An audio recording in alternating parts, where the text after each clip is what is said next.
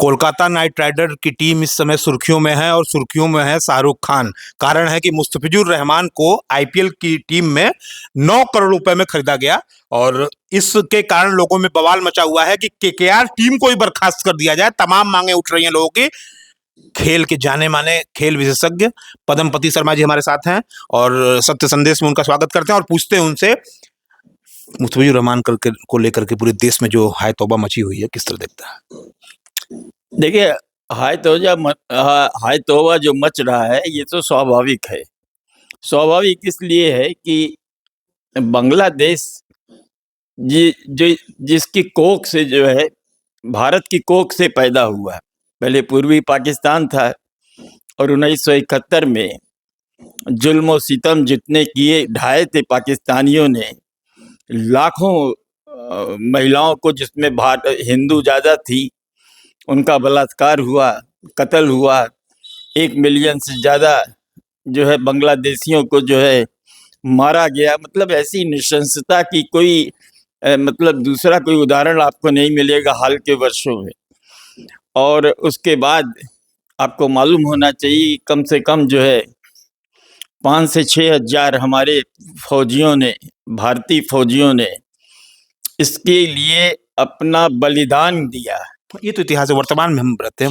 शहादत दी। देखिए, तो जनता का जो सेंटिमेंट है वो कहीं से गलत नहीं है, उसकी कोई आलोचना नहीं कर सकता। क्यों? इस समय हर आदमी प्रधानमंत्री मोदी की ओर देख रहा है, क्योंकि मोदी है कि वो आंख में आंख मिला के केवल बात नहीं करते। हर आदमी मोदी की ओर देख रहा है, लेकिन मोदी ने ही तो शेख हसीना को शरण दी थी। हाँ। और लोगों ने ये कहा कि शेख हसीना को शरण इसलिए दी कि 14% कुछ बिजली का था, जो सबसे महंगी बिजली अडानी ने जो है समझौता किया था बांग्लादेश में जाके। ये अडानी भी बीच घेरे में आ रहे हैं। ये कारण ये नहीं है। कारण है कि देखिए, बहुत लंबी कहानी है। हाँ। हमें इस पर क्रिकेट पे ही रहते हैं। पहले क्रिकेट पे हम ज्यादा फोकस करेंगे, उसके बाद भले ही बात कर लेंगे।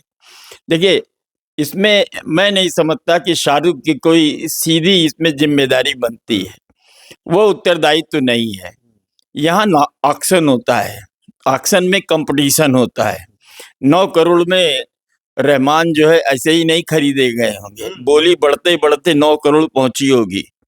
और वहां शाहरुख तो मौजूद रहते नहीं है, केकेआर के प्रतिनिधि जो होते हैं वो वहां मौजूद होते हैं और उनको पूरा राइट होता है कि इनके पास इतना फंड है, उसको इसमें खर्च करना है, और उसी में वो खर्च करते हैं अपना बजट देख करके।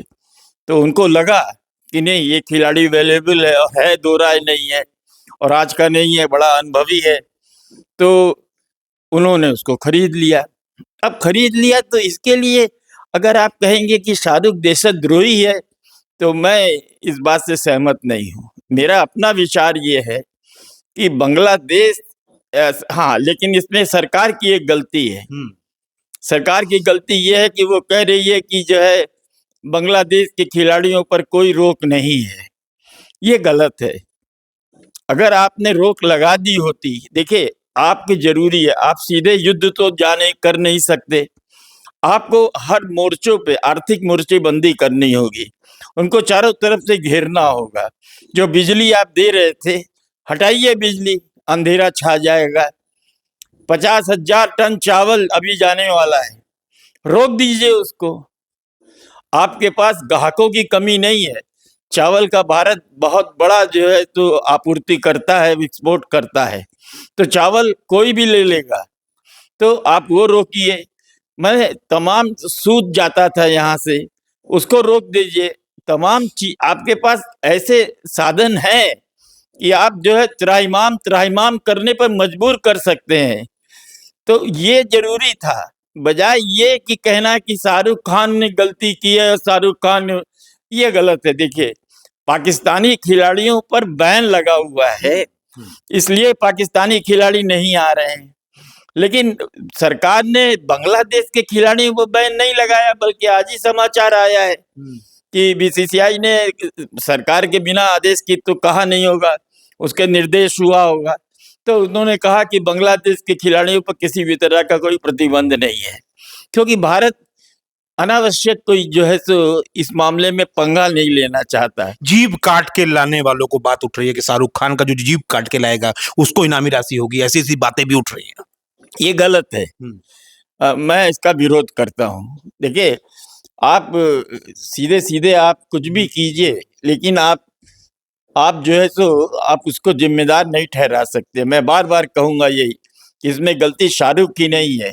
देखिए, एक टीम होती है और वो जीतने के लिए खेलती है। जब सरकार ने बांग्लादेश के खिलाड़ियों पर किसी भी तरह की रोक नहीं लगाई है भागीदारी को लेकर आईपीएल में, तो आप वो स्वतंत्र है खरीदने के लिए, तो उसको आप देशद्रोही कैसे कह सकते हैं? देखिए, मैं धीरेन्द्र कृष्ण का बहुत सम्मान करता हूँ, धीरेन्द्र शास्त्री की बात कर रहे हैं। धीरेन्द्र शास्त्री का, मैं देवकीनंदन जी का भी सम्मान करता हूँ, राम भद्राचार्य, मैं समझता हूँ कि इतने विद्वान आदमी देश में इस समय कम ही होंगे, लेकिन मैं उनकी इस बात का विरोध करना चाहूंगा, आप बांग्लादेश को और तरीकों से जितना कर सकते हैं क्रश कीजिए, या तो सरकार को बोलिए कि सरकार कहे कि नहीं, ये हम रोक लगा रहे हैं, इसको हम नहीं रखेंगे। आप एक तरफ तो पाकिस्तानी खिलाड़ियों से हाथ भी नहीं मिलाते, तो वहां एक पॉलिसी समझ में आती है। और यहाँ पर जब वो कह रही है सरकार कि भाई हमने कोई प्रतिबंध नहीं लगाया है, तब आपको जो है किसी को भी खिलाड़ी को खरीदने का पूरा अधिकार है। तो ये थे पद्मपति शर्मा जी, इनका ये स्पष्ट रूप से कहना है कि शाहरुख खान की इसमें कोई गलती नहीं है, ये सरकार की जिम्मेदारी ये थी।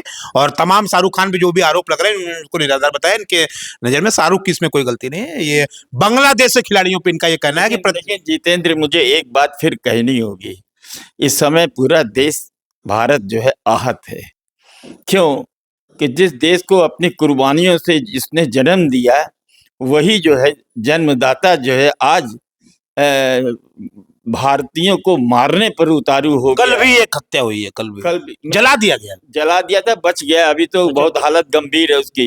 वो दवा की दुकान चलाते थे और घर जा रहे थे स्कूटर पे, और उनको जो है मारा गया, जलाने की कोशिश की गई, तो जब जलने लगे तो वो तालाब में कूद गए। जो हाल पाकिस्तान का हुआ है वही हाल बांग्लादेश का होना चाहिए। नहीं, तो मैं वही कह रहा हूँ ना, असल में हुआ क्या है। देखिए, कहानी इसमें ये है कि 1971 में जब पूर्वी पाकिस्तान जो है बांग्लादेश बना, उस समय 2-3 लाख जो थे पाकिस्तानी थे, जो कि उस मुक्ति संग्राम में जो है पाकिस्तान का साथ दे रहे थे।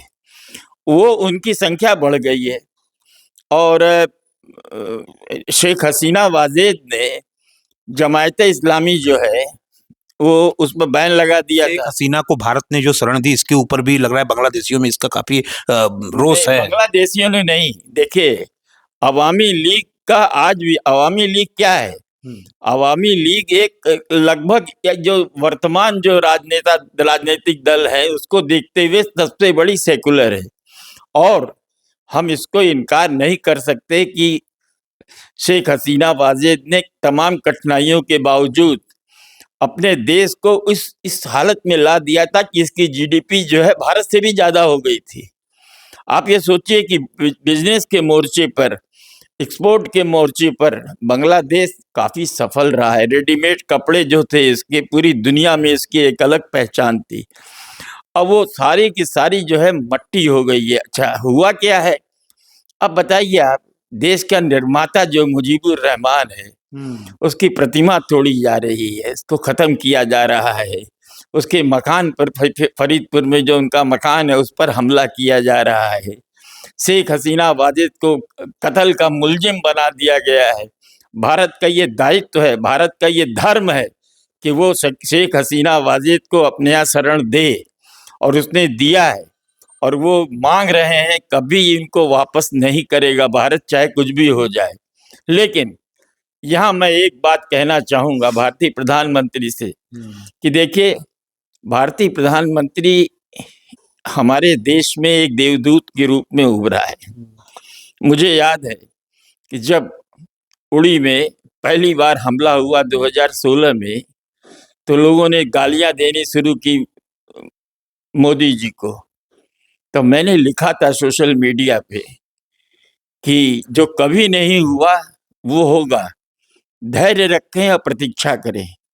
और 10 दिन के बाद जो एयर स्ट्राइक हुई, उसने दुनिया को दिखा दिया कि पहली बार भारत जो है ये जवाब भी दे सकता है। हमारे यहाँ इतने लोग मारे गए। बांग्लादेश में आर्मी भेजने की जरूरत है भारत को बांग्लादेश में अपने हिंदुओं की रक्षा के लिए आर्मी भेजने की जरूरत है। जरूरत है। देखिए, आर्मी भेजिए चाहे कुछ भी कीजिए, आप वहाँ चटगांव है, वहां पर हमारे रंगपुर भी हिंदुओं की मेजॉरिटी है। और फरीदपुर से तो मेरा इमोशनली नाता है। मैं बता दूं अपने दर्शकों को भी, मेरी दादी जो थी वो फरीदपुर में एक ग्वालंदा जगह है, बंदरगाह। आपकी दादी? जी, मेरी दादी हम लोग है राजस्थान के, वो चिड़ावा की थी, लेकिन उनका परिवार जो था वो बांग्लादेश में भोजनालय चलाता था, मारवाड़ी भोजनालय। तो वो पैदा हुई और वहीं पैदा हुई थी वो, और उन्होंने जो है वो घूंटी, इनको जो कहते हैं वो बासा बोलते हैं राजस्थानी में भोजनालय को। तो ग्वालंदा जो फरीदपुर जिला है उसी में बंदरगाह है ग्वालंदा, जहाँ पद्मा जो गंगा है वहाँ पद्मा हो जाती है, जिसको पद्मा बोलते हैं। तो वहाँ पर वो उन्होंने सांस ली थी, तो बड़ा स्वादिष्ट भोजन बनाती थी और बड़ी उनकी भाषा बड़ी मिष्टी थी, बड़ी मधुर भाषा बोलती थी। बांग्ला ऐसे ही संस्कृत निष्ठ है और पूरी बंगाल की थी वो, तो वो बोलती थी। हालांकि हमारा जो दादी का जो मायका है वो राजस्थान में है, चिड़ावा कहते हैं उसको। और बाद में फिर जब पार्टीशन हुआ तब उनका जो मायका था, उनके भाई थे, इनके और भतीजे वगैरह थे, वो लोग सब भारत आए और बनारस आए और उनको शरण दिया। हमारे दादा दादी ने रखा उनको, काफ़ी 20 साल वो रहे भी। तो मेरा बड़ा भावनात्मक लगाव है। और फरीदपुर में जिस तरह से इन्होंने हमला किया मुजीब पर, ये वाकई में बड़ा निंदनीय, शोचनीय है कि जिसने आपके देश को आज़ाद कराया, और उसने, आपको मालूम है, दुनिया में अकेला राष्ट्र है जिसके कि 2 राष्ट्रीय गीत है, एक नजरुल इस्लाम और दूसरा रविन्द्रनाथ टैगोर। आप सोचिए, और दोनों के गीत जो है वहाँ राष्ट्रगान के रूप में गाए जाते हैं। अब क्या हो रहा है, अब वो रविन्द्रनाथ टैगोर के भी खिलाफ हो गए, हर हिंदू के खिलाफ हो रहे। जिसने तुम्हें जिंदा किया, जिसने तुम्हें पाला पोसा बड़ा किया। आखिरी सवाल, जो डूबता हुआ सूरज है बांग्लादेश का, जो राष्ट्र चिन्ह बना रहता है, डूबता हुआ सूरज, लग रहा है कि बांग्लादेश का सूरज अब अस्त हो रहा है। भगवान करे ऐसा न हो, लेकिन भारत को दखल देना होगा और भारत को अपनी आंख तरेरनी होगी। और जो 56 इंच का सीना है हमारे प्रधानमंत्री मोदी का, कि वो आंख में आंख मिला के बात करते हैं, तो ये सारा का सारा खेल जो हो रहा है, जिस तरह की जो है वहाँ हुड़दंगई हो रही है, ये साफ साफ संकेत है कि यूनुस जो आया है वो अमेरिका के इशारे पे आया है। और वो आ करके उसका एक ही काम है कि भारत विरोध जितना हो सकता है करो। आप सोचिए कि जिसको जिंदा जलाया गया था, बेचारा दलित, पुलिस जो के आगे गिड़गिड़ा रहा था, पुलिस उसको कंधे में ले करके ले जा रही थी और जाके दे दिया उपद्रवियों को कि लो भैया, एक मतलब जिसे कहते हैं परोस दिया, भेड़िए के सामने एक मेमने को परोस दिया, और वो ये पुलिस ने खुद कर्म किए हैं। तो आप सोचिए, कहा गया कि हादी जो वहाँ एक मुखर चेहरा उतरा था, यूनुस भारत विरोधी है, गोली यूनुस भारत विरोधी है, बांग्लादेश का यूनुस जो है भारत विरोधी है, भयंकर विरोधी है। और वो तो कह रहा है कि जो 7 इनकी बहनें हैं,